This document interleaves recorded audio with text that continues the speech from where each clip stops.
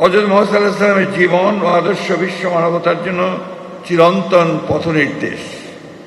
তার চরিত্রে সত্যবাদিতা, ন্যায়পরায়ণতা, ক্ষমাশীলতা, সহনশীলতা, মানবিকতা ও পরম মমত্ববোধের অনন্য সমন্বয় ঘটেছিল। আজকের বিশ্বে হিংসা, সংঘাত, অসহিষ্ণুতা, বৈষম্য, উগ্রতা, মিথ্যা ও নৈতিক অবক্ষয় যে বিস্তার ঘটছে, তা থেকে উত্তরণের জন্য মহানবী সাল্লাল্লাহু আলাইহি সাল্লামের আদর্শ অনুসরণের কোনো বিকল্প নেই। মহানবী সাল্লাল্লাহু আলাইহি সাল্লামের অন্যান্য ধর্মাবলম্বীদের সমন্বয়ে যে সমাজ ব্যবস্থা পারস্পরিক অধিকার ও সম্পূর্ণ শান্তিপূর্ণ অবস্থানের দৃষ্টান্ত স্থাপন করেছেন, আমাদের জাতীয় জীবনেও শান্তি ও সম্প্রীতি প্রতিষ্ঠায় তা অনুসরণীয়। মহানবী সাল্লাল্লাহু আলাইহি সাল্লামের প্রতি প্রকৃত ভালোবাসা প্রকাশের উপায় হল কোরআন ও সুন্নাহর আলোকে আমাদের জীবন, পরিবার, সমাজ ও রাষ্ট্রকে পরিচালনা করা।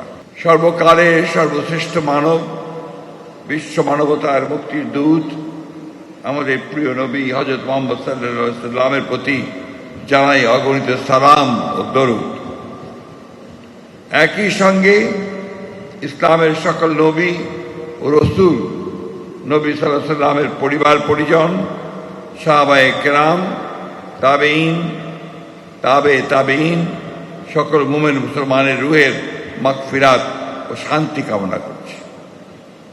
প্রিয় মুমিন মুসলমানগণ, মহান আল্লাহ তাআলা মানব জাতির হেদায়েত, মুক্তি ও কল্যাণের জন্য সর্বশেষ নবী রাসূল হযরত মুহাম্মদ সাল্লাল্লাহু আলাইহি সাল্লামকে পৃথিবীতে প্রেরণ করেছেন। তার আগমন মানব সভ্যতার ইতিহাসে এক অনন্য ও অবিস্মরণীয় ঘটনা। তিনি সমগ্র বিশ্বের জন্য রহমত স্বরূপ। পবিত্র কোরআনে মহান আল্লাহ বলেন, আমি আপনাকে সমগ্র বিশ্ব জগতের জন্য রহমত স্বরূপ প্রেরণ করেছি। সূরা আল-আম্বিয়া আয়াত 107। হযরত মুহাম্মদ সাল্লাল্লাহু আলাইহি ওয়াসাল্লামের জীবন ও আদর্শ বিশ্ব মানবতার জন্য চিরন্তন পথনির্দেশ।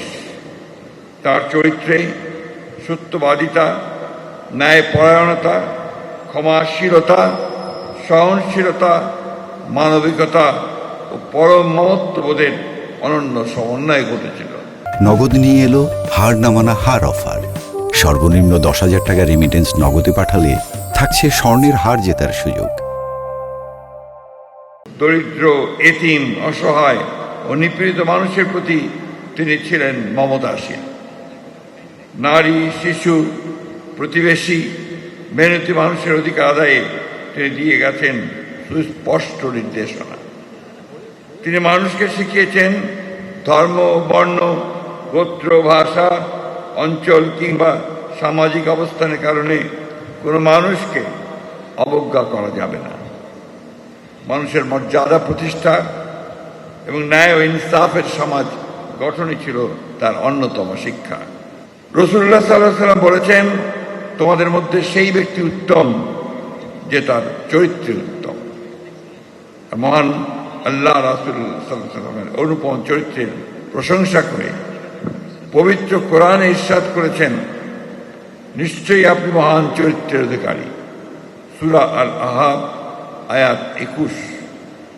মহানবী সাল্লাল্লাহু আলাইহি সাল্লামের এই পবিত্র চারিত্রিক বৈশিষ্ট্য ও শিক্ষা আমাদের ব্যক্তি, পারিবারিক, সামাজিক ও রাষ্ট্রীয় জীবনে সততা, নৈতিকতা ও উত্তম চরিত্রের সর্বোচ্চ গুরুত্বকে স্মরণ করিয়ে দেয়। আল্লাহ বলেন, রাসূল করিম সাল্লাল্লাহু আলাইহি সাল্লাম হলেন উসওয়াতুন হাসানাহ, অর্থাৎ সর্বশ্রেষ্ঠ আদর্শ। আজকের বিশ্বে হিংসা, সংঘাত, অসহিষ্ণুতা, বৈষম্য, উগ্রতা, মিথ্যা ও নৈতিক অবক্ষয় যে বিস্তার ঘটছে, তা থেকে উত্তরণের জন্য মহানবী সাল্লাল্লাহু আলাইহি সাল্লামের আদর্শ অনুসরণের কোনো বিকল্প নেই।